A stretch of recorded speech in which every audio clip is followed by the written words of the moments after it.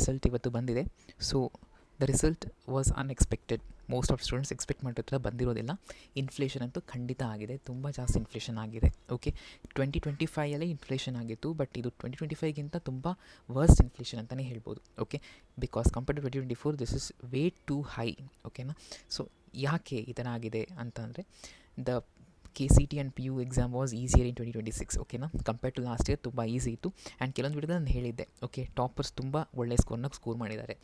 Most of the coaching ಸೆಂಟರ್ಸಿಂದ 170+, 160+, 150+ ತುಂಬ score ಮಾಡಿದ್ದಾರೆ ಅಂತ ಹೇಳಿ ಡೇಟಾ ಸಿಕ್ಕಿತ್ತು. So that is for true. ಈಗ ಇವತ್ತು ಗೊತ್ತಾಗಿದೆ ನಮಗೆ. ಮತ್ತು CBSE, ಸೊ ಅವ್ರದ್ದು ಪಾಪ ಸ್ವಲ್ಪ ಕಷ್ಟ ಆಗಿದೆ, ಯಾಕಂದರೆ ಅವ್ರದ್ದು ಇವ್ಯಾಲ್ಯೂಯೇಷನ್ಗೆ ತುಂಬ ಪ್ರಾಬ್ಲಮ್ಸ್ ಆಗಿದ್ದರಿಂದ ಅವರಿಗೆ ಯಾವುದೇ ಒಂದು ಕನ್ಸಿಡರೇಷನ್ ಮಾಡಿಲ್ಲ. ಅದು ಒಂದು ಸ್ಯಾಡ್ ನ್ಯೂಸ್ ಅಂತಲೇ ಹೇಳ್ಬೋದು. ಬಿಕಾಸ್ CBSE ಸ್ಟೂಡೆಂಟ್ಸ್ ಅವರಿಗೆ ತುಂಬ ಪೇಪರು ಡಿಫಿಕಲ್ಟ್ ಇರುತ್ತೆ. ಅದರಲ್ಲಿ ಈ ವರ್ಷ OSM ಅನ್ನು ಇಂಟ್ರೊಡ್ಯೂಸ್ ಮಾಡಿ ಅದರಲ್ಲೂ ತುಂಬ ಎಡವಟ್ಟಾಗಿದೆ. ಸೊ ಅವ್ರಿಗೇನು ಜಸ್ಟಿಸ್ ಇಲ್ಲ ಅಂತ ಅಂದ್ಕೊಂಡಿದ್ದೀನಿ.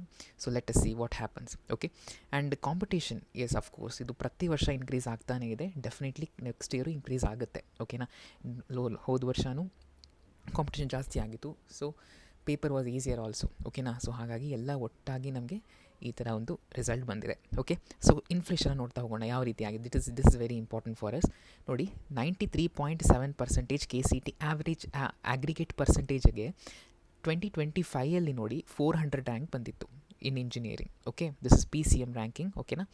ಈ ವರ್ಷ ನೋಡಿ 1,500. ಓಕೆ, ಅಂದರೆ 1,500 ರ್ಯಾಂಕ್ ಬಂದಿದೆ. ಸೊ ಎಷ್ಟು ಜಂಪ್ ಆಗಿದೆ ನೋಡ್ಕೊಳ್ಳಿ, ಮೋರ್ ದ್ಯಾನ್ 1000 ರ್ಯಾಂಕ್ ಜಂಪ್ ಆಗಿದೆ. ಸೊ ಅರ್ಥ ಮಾಡ್ಕೊಳ್ಳಿ, 93.7% ಮೇಲೆ ನಿಮಗೆ 1,000 ಜನರಷ್ಟು ಇದ್ದಾರೆ. ಸೊ ಅರ್ಥ ಮಾಡ್ಕೊಳ್ಳಿ ಕಾಂಪಿಟೇಷನ್ ಎಷ್ಟಾಗಿದೆ, ಟಾಪರ್ ಸಂಖ್ಯೆ ಎಷ್ಟು ಜಾಸ್ತಿ ಆಗಿದೆ ಅಂತ ನೀವೇ ಅರ್ಥ ಮಾಡ್ಕೋಬೇಕಾಗುತ್ತೆ. ಓಕೆ, ಆ್ಯಂಡ್ 86% ಆ್ಯಾವ್ರೇಜ್ ಇದ್ದರೆ ನಿಮಗೆ 2025 ನಿಮಗೆ 2,000 ರ್ಯಾಂಕ್ ಬರ್ತಾಯಿತ್ತು. ಸೊ ಈ ರೀತಿ ಅಂದ್ಕೊಂಡು ಖುಷಿಯಾಗಿತ್ತು ಅವ್ರಿಗೆ. ಸಡನ್ ಶಾಕ್ ಆಗಿರುತ್ತೆ, 5,000 ಹತ್ತಿರ ರ್ಯಾಂಕ್ ಬಂದಿದೆ.